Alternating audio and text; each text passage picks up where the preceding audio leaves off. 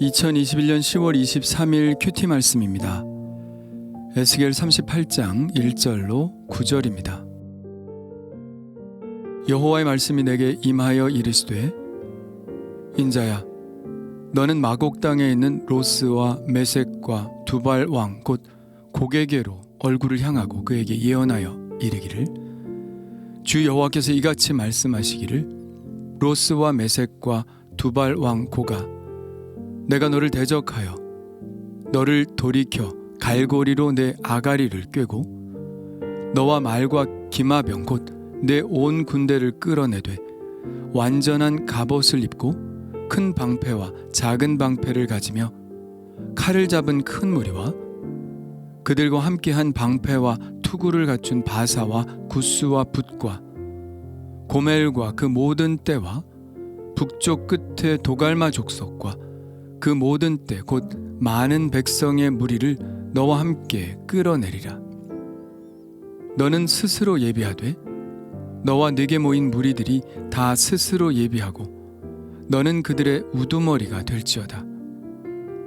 여러 날 후 곧 말년에 내가 명령을 받고 그 땅 곧 오래 황폐하였던 이스라엘 산에 이르리니 그 땅 백성은 칼을 벗어나서 여러 나라에서 모여 들어오며 이방에서 나와 다 평안히 거주하는 중이라. 네가 올라오되 너와 내 모든 때와 너와 함께한 많은 백성이 광풍같이 이르고 구름같이 땅을 덮으리라. 아멘. 38장과 39장은 뭔가 흐름을 깨는 듯한 인상을 강하게 줍니다. 이스라엘의 완전한 회복의 이야기를 하다가 갑자기 곡과 마곡에 대한 예언이 끼어들죠. 앞서 37장은 이렇게 끝납니다. 내 성소가 영원토록 그들 가운데 있으리니 내가 이스라엘을 거룩하게 하는 여호와인 줄을 열국이 알리라 하셨다 하라. 분명히 성소의 회복에 대한 이야기를 하고 있죠. 그리고 40장으로 건너뛰어 가보면 에스겔이 성소의 환상을 보고 그것을 기술하는 장면을 보게 됩니다. 그러니 누가 보아도 37장과 40장이 연결된 것으로 볼 것입니다. 그래서 38장과 39장은 후대에 삽입된 것이 아닌가 추정하기도 하죠.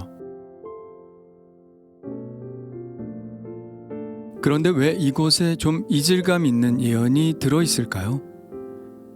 그것은 아마도 회복된 이스라엘, 그 이후에 나오는 일이기 때문일 것입니다. 그 일은 보다 완전한 이스라엘의 회복을 말하고 있죠. 이스라엘이 고국으로 돌아와 평화를 누릴 것이지만 그것으로 다 끝난 것이 아니다. 마지막 싸움이 남아있다. 그러나 이 싸움은 바벨론이 침공한 것처럼 이스라엘을 징계하시려는 전쟁이 아니라 이스라엘에게 완전한 승리를 안겨다 주시기 위한 하나님의 전쟁이다. 이런 뜻인 것이죠. 자, 그렇다면 어떤 예언의 내용일까요? 하나님은 에스겔에게 마곡 땅에 있는 로스와 메섹과 두발 왕 곧 고게게로 얼굴을 향하여 그에게 예언하라고 하십니다. 생소한 지명들이 등장하죠. 마곡 땅은 어디를 말하는 것일까요? 그리고 로스와 메섹과 두발은 정확히 어느 지역을 말하는 것일까요? 그러나 불행하게도 그것을 정확하게 알아내기는 쉽지 않습니다. 성경에는 그것을 알 수 있는 정보들이 풍부하지 않고 또 학자들마다도 의견들을 달리하기 때문입니다. 보통은 유사한 지명을 근거로 되는데 그저 그 정도로 추정할 뿐이죠. 그리고 시대에 따라서도 다르게 해석됩니다. 어떤 시대에는 이 민족일 것이다. 또 다른 시대에는 아니다. 저 민족일 것이다. 이렇게 다른 주장을 하죠. 그래서 궁금하기는 하지만 이 나라들이 어느 곳에 위치하고 있는지를 정확하게 특정하기는 쉽지 않다는 사실을 받아들여야 합니다. 그래도 가장 근거 있다고 보여지는 추정을 소개하자면 이렇습니다. 마곡 땅에 있는 로스와 메섹과 두발 왕 곧 곡 두발이라는 구절을 분석해 보면 마곡 땅에 세 나라 혹은 세 민족이 존재합니다. 로스와 메섹과 두발입니다. 그리고 그 나라를 다스리는 사람은 한 명이죠. 바로 곡이라는 왕입니다.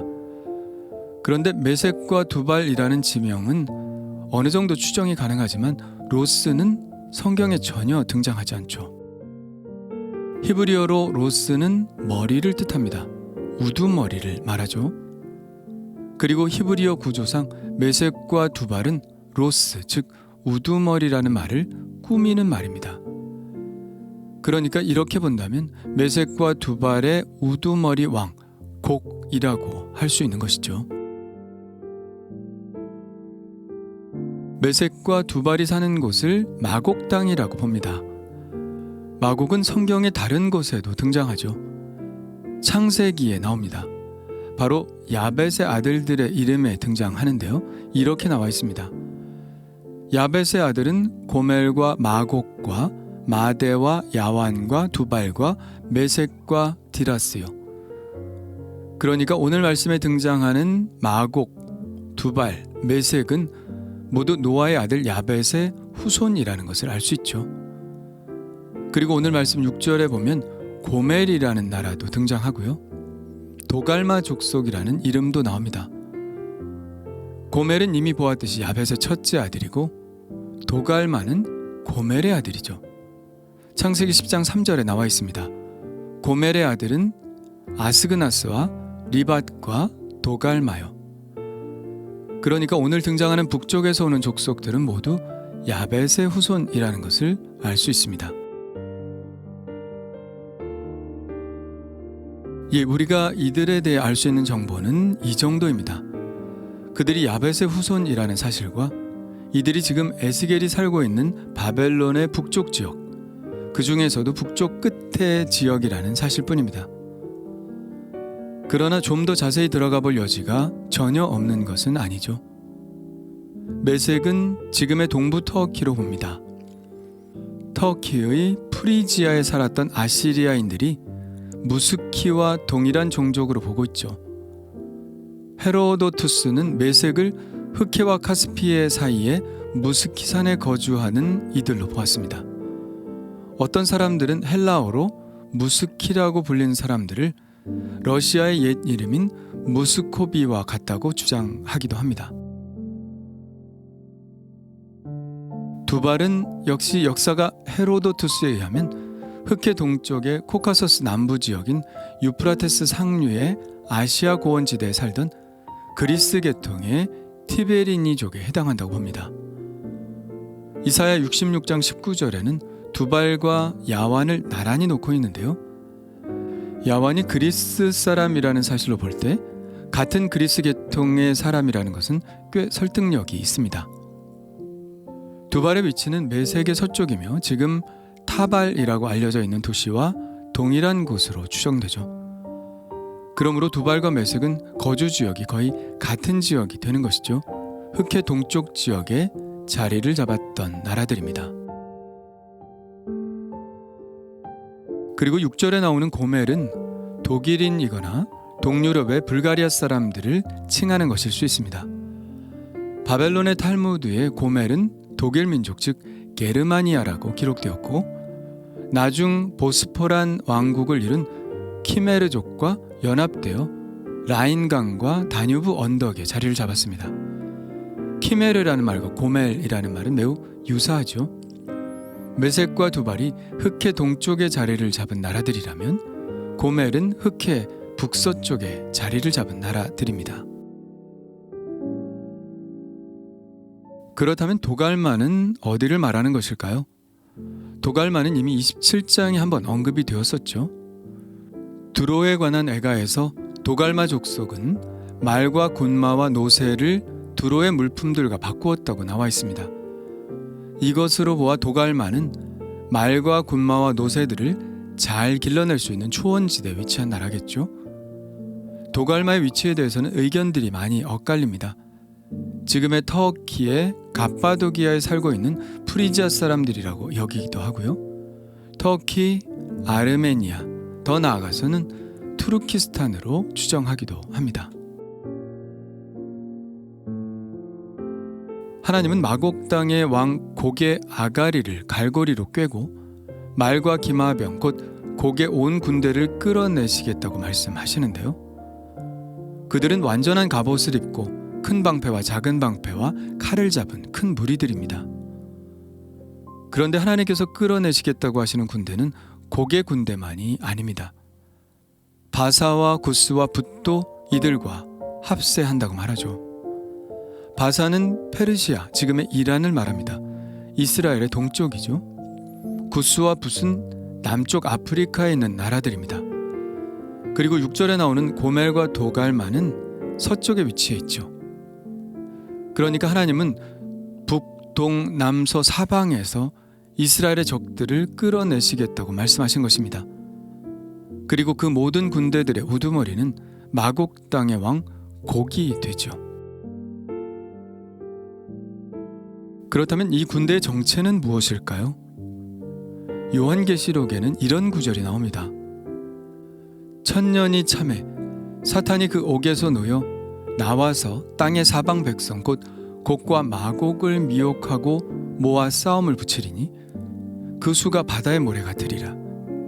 그들이 지면에 널리 퍼져 성도들의 진과 사랑하시는 성을 두르매 하늘에서 불이 내려와 그들을 태워버리고 또 그들을 미혹하는 마귀가 불과 유황못에 던져지니 거기는 그 짐승과 거짓 선지자도 있어 세세토록 밤낮 괴로움을 받으리라. 사도 요한이 에스겔이 들은 곡과 마곡에 대한 계시를 다시 받아서 우리들에게 전하고 있죠. 요한이 전하는 이들의 정체는 하나님을 대적하는 존재들이죠. 하나님의 성도들을 대적하는 존재들입니다. 그러나 이 최후의 전쟁은 하나님의 심판의 불로 태워지고 하나님을 대적하는 마귀와 짐승과 거짓 선지자는 불과 유황못에 던져져 영원히 괴로움을 받게 됩니다. 오늘 에스겔에도 이 일이 말년에 일어날 일이라고 전하고 있죠. 여러 날 후 곧 말년에 내가 명령을 받고 그 땅 곧 오래 황폐하였던 이스라엘 산에 이르리니. 여기서 말년이라는 말을 직역하면 해들의 끝입니다. The last year를 말하죠. 하나님은 이 세상이 끝나는 날 하나님을 대적하는 세력들과 마지막 전쟁을 치르신다는 것입니다. 그 전쟁은 오늘 말씀에서는 평화롭게 살고 있는 이스라엘의 완전한 구원을 위한 전쟁이고 요한계시록에 의하면 성도들의 안전한 구원을 위한 전쟁입니다.